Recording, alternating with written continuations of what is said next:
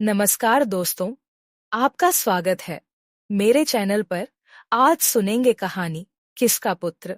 पत्नी किसी अन्य पुरुष से पुत्र प्राप्त कर ले तो उस पर किसका अधिकार। एक गांव में एक गरीब आदमी रहता था। उसकी शादी हो गई। कुछ दिनों बाद वह पत्नी से बोला, मैं बाहर व्यापार करने जा रहा हूँ, आज ही के दिन 1 बरस बाद लौट आऊंगा। ऐसा कहकर वह चला गया। पति वहां व्यापार में व्यस्त हो गया।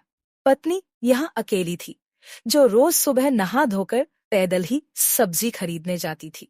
उसी बाजार में एक धनवान पुरुष भी रोज कार से सब्जी खरीदने आता था। वह रोज इस महिला को आते हुए देखता था। एक दिन वह उस महिला से बोला, आओ मैं आपको घर तक छोड़ दूंगा। नहीं, मैं चली जाऊंगी। डरो मत, मेरा घर भी अगली गली में है, मैं आपको सकुशल पहुंचा दूंगा।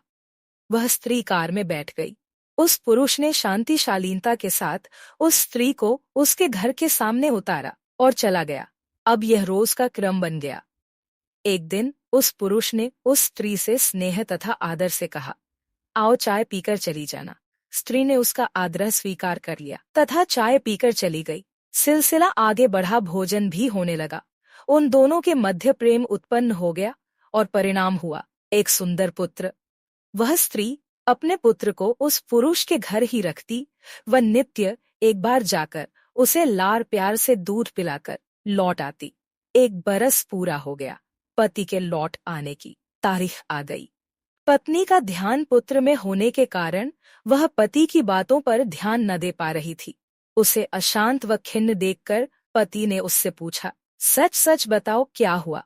पत्नी ने सब बात कह दी और पुत्र की याद आना बताया। पति बोला, अपना पुत्र है, जा ले आ।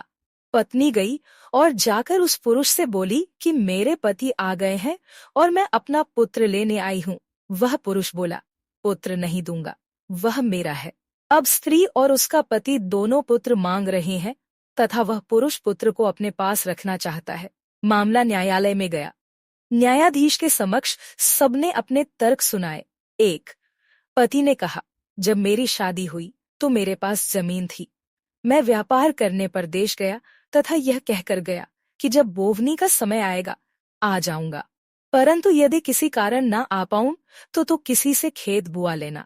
बरसात शुरू हो गई और मैं न आ पाया तो मेरी पत्नी ने मेरा खेत दूसरे से बुआ लिया। अब बोने वाला व्यक्ति कह रहा है कि फसल मेरी है, तो फसल तो खेत मालिक की ही रहेगी। बुआई करने वाला चाहे तो मजदूरी ले ले, परंतु फसल पर अधिकार तो खेत मालिक का ही रहेगा। 2. उस पुरुष ने कहा, मैं एक रोज सैर करने गया। सड़क पर मुझे एक खाली डिब्बी पड़ी मिली। मैंने इधर उधर देखा, मुझे कोई डिब्बी का मालिक दिखाई न दिया। डिब्बी सुंदर थी। मैंने डिब्बी उठा ली तथा अपने जेब से एक हीरा निकालकर डिब्बी में रख दिया। दूसरे दिन मुझे एक आदमी मिला। वह कहने लगा, यह डिब्बी तो मेरी है। मैंने डिब्बी में से हीरा निकालकर अपने पास रख लिया और डिब्बी उसके मालिक को लौटा दी। अब वह आदमी कहता है कि हीरा भी मुझे दो। हीरा तो मैंने रखा था तो हीरा तो मैं ही रखूंगा। उसकी डिब्बी मैं वापस देने को तैयार हूँ, पर हीरे का मालिक तो मैं ही हूँ। 3. पत्नी ने कहा, जब मेरी शादी हुई तो मेरे पिता ने एक भैंस दी थी।